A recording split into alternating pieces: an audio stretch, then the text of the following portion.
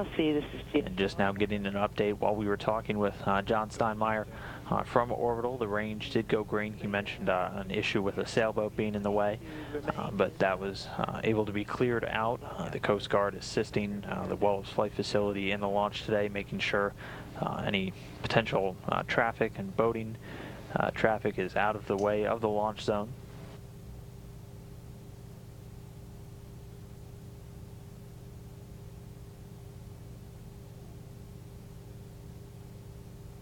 LCTD, countdown 1. Go ahead, TD. Our last balloon results are in. We are green for debris, toxics, and DFO. Copy, green for toxics, debris, and DFO.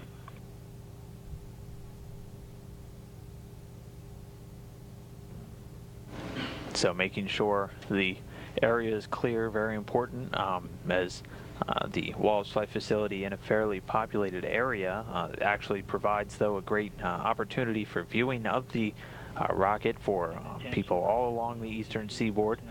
This right here, real quick, shows a quick, we call it launch viewing, the elevation.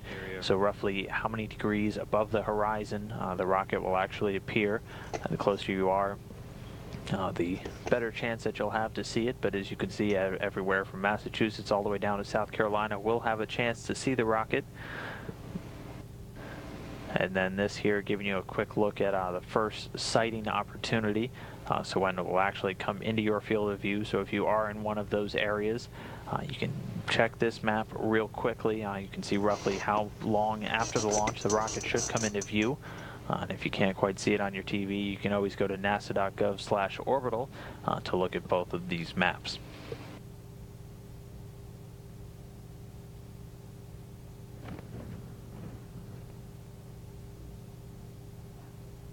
But right now we're coming up on 30 minutes very soon from that planned launch. All the systems on Antares and Cygnus green right now for launch. The range itself now green. So everything continuing to march forward for this second resupply mission by Orbital Sciences to the International Space Station.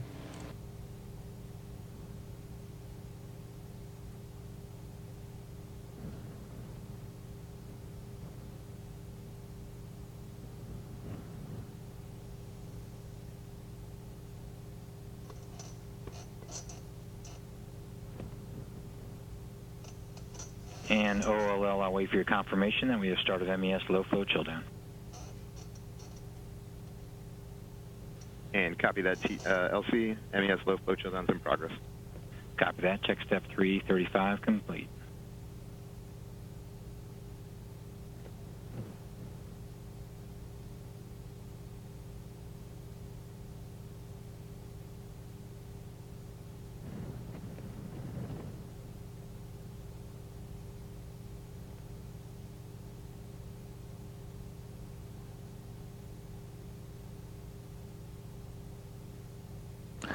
So right now the main engine system chill down underway. This again to prepare the propellant lines into the two main engines on the first stage of the orbital vehicle to get them to a proper temperature to ensure efficient fuel delivery once the time of ignition comes. 336.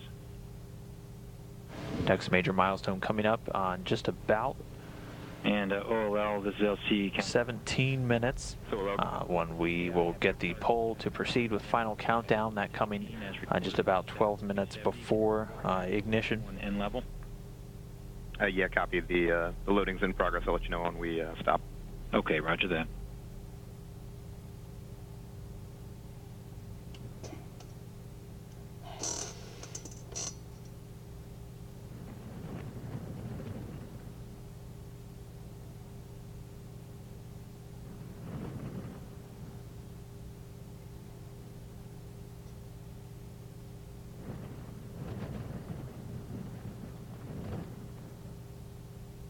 And elect 1, this is LC on countdown 1.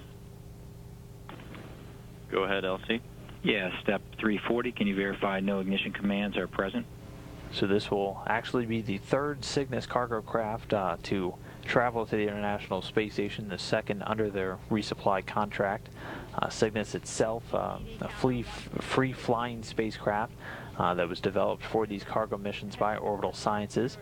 The craft itself consists of a pressurized module where all the cargo is, and then a service module, which was developed from some of the other spacecrafts currently designed and flown by Orbital Sciences.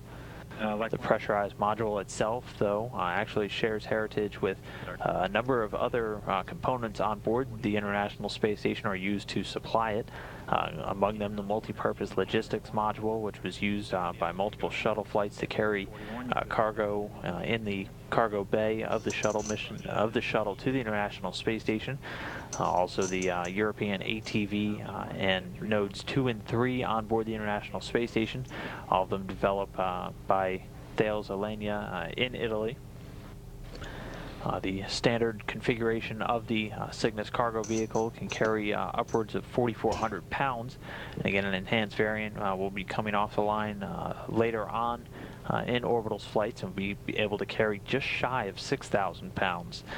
As mentioned, the service module itself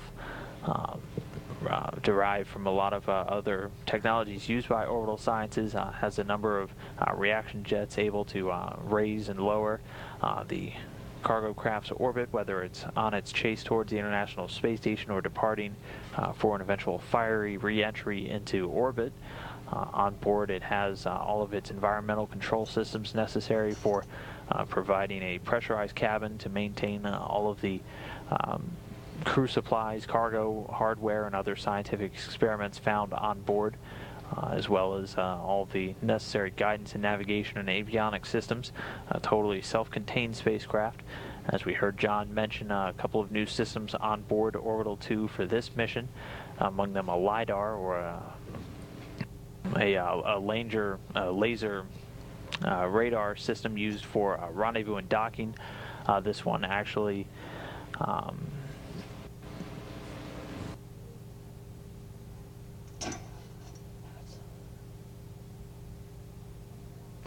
actually being known as TRIDAR, having a proven heritage of being flown back on 3 space shuttle missions before that craft was retired. Also employing a new S-band radio for telemetry and commanding of the spacecraft, much more lightweight on providing a higher power capability. So Orbital Sciences just incrementally improving the technology in their resupply craft as they look to increase its capabilities to deliver cargo to the International Space Station.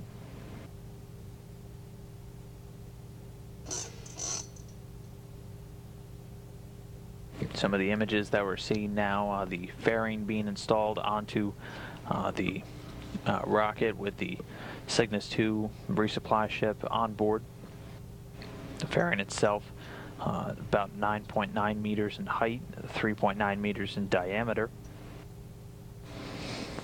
It's there to protect the Cygnus during all the stages of ascent into orbit. That fairing will separate after about 5 minutes and 19 seconds into flight. At that point, the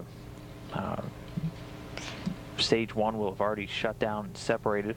The Cygnus craft will be at an altitude of about 114 statute miles. Following that fairing separation, the second stage will ignite, the solid-fueled second stage carrying the Cygnus into its initial orbit. And back now with that live view of the pad, 23 minutes 45 seconds from launch out at the Wallops Flight Facility in Virginia.